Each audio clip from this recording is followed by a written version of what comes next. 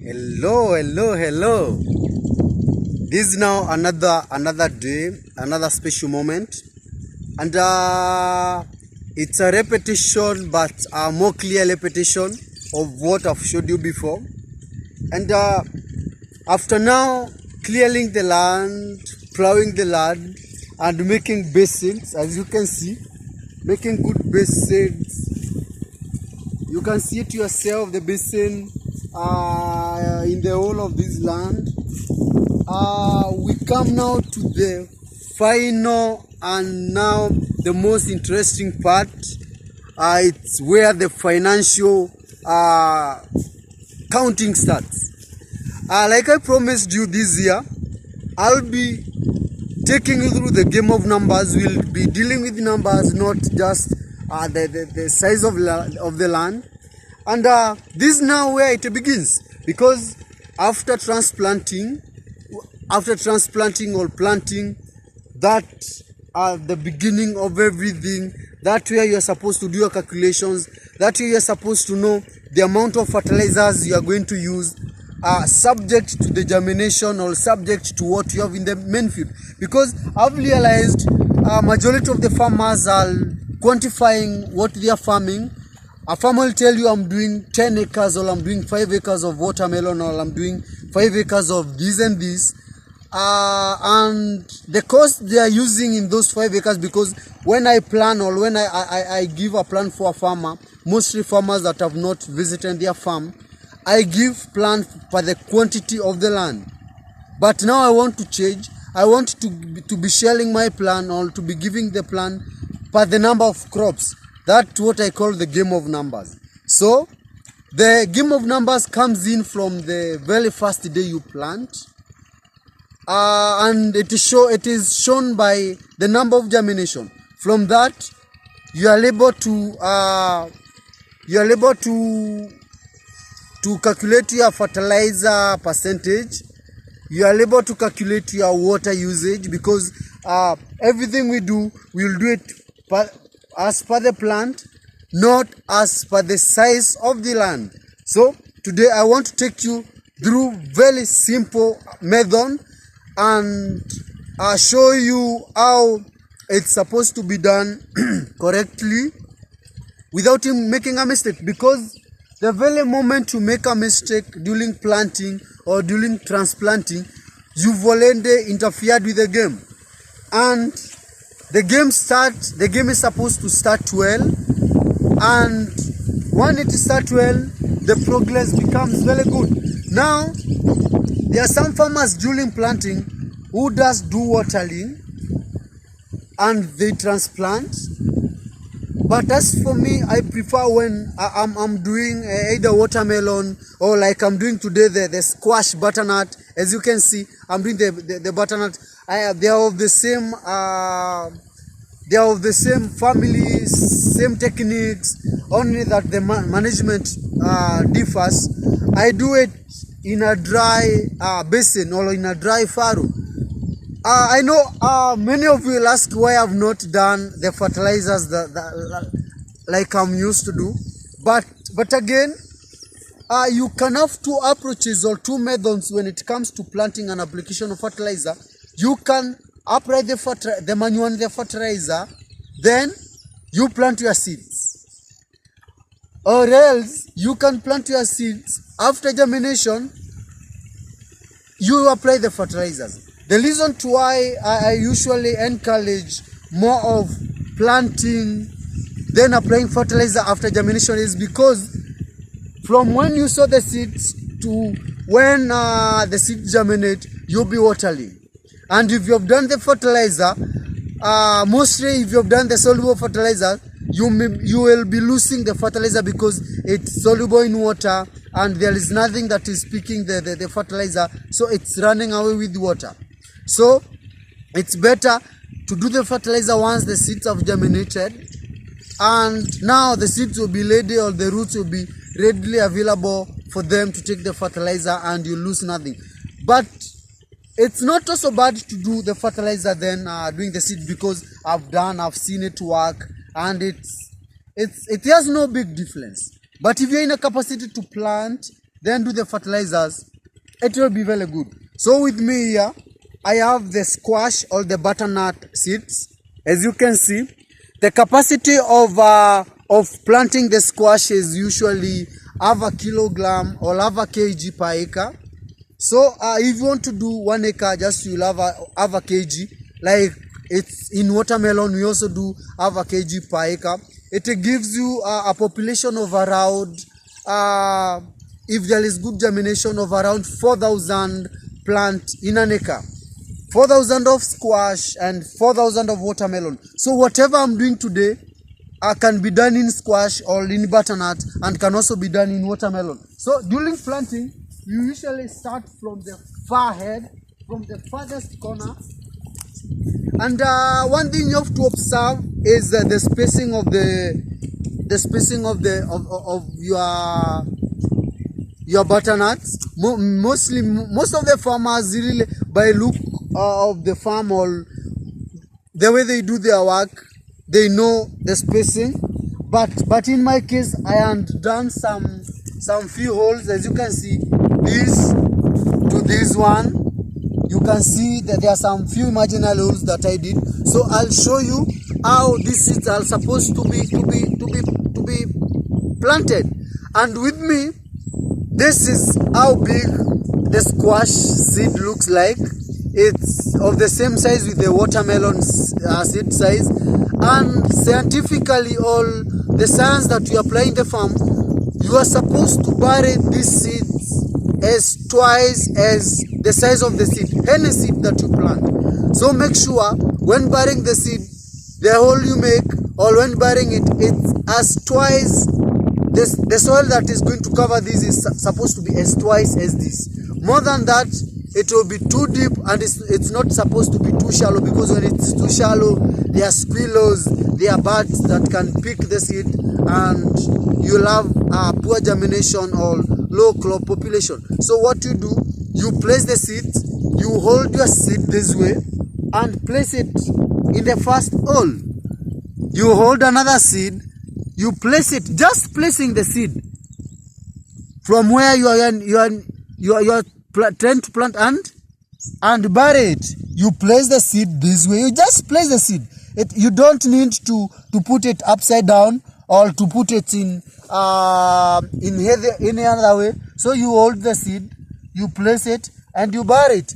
Some farmers, because of, sometimes squash sometimes they don't germinate well, they prefer to use two seeds like I'm holding. You may decide now you hold the two seeds, place them and cover them.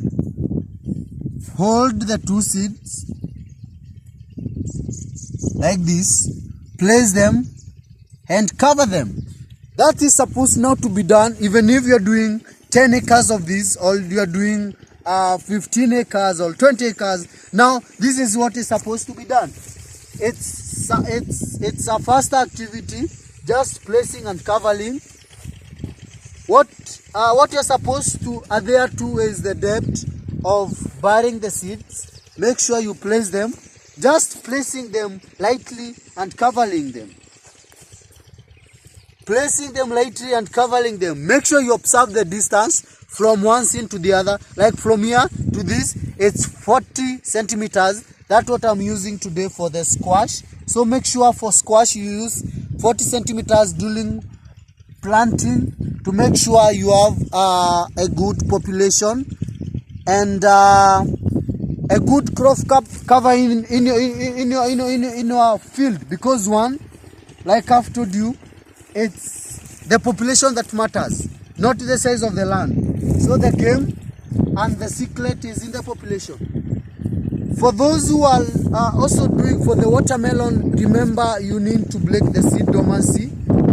I have done a video on that. You can go to my list videos on watermelon farming. Check how to break the seed dormancy in order to increase the germination percent. Also in squash, the same can be done because the same hard skin that is in squash is the same hard skin that is in watermelon. As you can see, it has a very hard skin. So you need to make sure the dormancy or to increase the germination percentage, because the dormancy, breaking dormancy and the treatment we do is all about increasing the germination percent, and you'll get it if it's done well. Check on our previous video on how to break the dormancy so that you can get it right. So during planting, you have to be very fast. You have to be very fast because remember we are working against the time. You're working against the time, so it has to be a very fast job. For watermelon, for squash, I usually plant all my farms. I don't trust people when it comes to seed placement, because I know this is where the real problems, or this is where the real thing is. This is where the real game, and this is what makes the difference. This is what makes the difference between a good farmer and a farmer who is trying. You are supposed to be a farmer and a farmer in business. And to be in business, you have to do it rightly and to get it right. Failure to that, you'll be just being a farmer like any other farmer. So, if you can do it yourself, do it yourself. If you can have someone to do it for you, just do it for you. It's also, if you want me to come and help you do it, I'll come and help you do it. I'm very good at that. So, this is how planting is being done. You plant that way.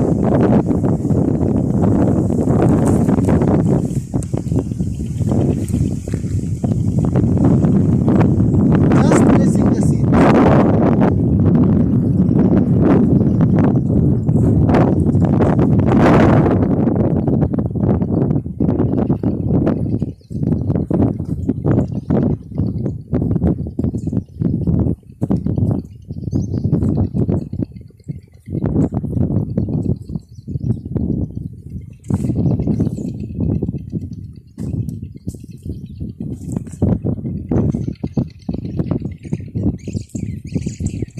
I know, you may ask yourself the reason to why I'm not planting my seeds on the floor of the bed. That's a very good question now, and I'm going to answer you why. The reason to why I'm planting my squash or my watermelon at the edges. As you can see, I'm not planting here. I'm not planting at the bottom of the bed. I'm just placing them on the sideways of the beds, all of the basins. Why is it so? Why am I placing them at these corners? Because one, if I plant them here, during watering, all the soil from this section may come and bury the seeds. And I told you, the deeper the seed is buried, the more the time, or the more the time it takes to germinate. So to avoid that, I usually place them at the hedges of the basins. And again, when they germinate, the ones that are on this row, the ones that are on this line, will lie on the top of the bed here, and the ones that are on this line will lie at the top of this bed. So also this becomes the watering point and also become the walking point. So if you plant them here, you'll be disturbed, because at the end of it you'll be stepping when you are spraying, when you are applying the fertilizers, you'll be stepping on your seeds. So make sure that at least you leave a walking path which is allowed 1 to 1.5 foot from this section to this section, or on the edges of the basin. You'll be guided by the basin. For those who are using the drip irrigation, you'll have to be very keen on the path that you leave, that will be used as a walking path and as a spraying path, because at the end of it, this will act as the bed where the squash or the watermelon from this section to this section will lie. So you have to leave a path. Also during watering, the guy that is watering walks on this path, or where the seeds are not planted. We don't use the beds anymore, because this is where the fruits and the main crop will be lying, and you walk on that, you'll be stepping on it. So after a successful transplanting, or after you complete your transplanting or the planting, after completing the planting,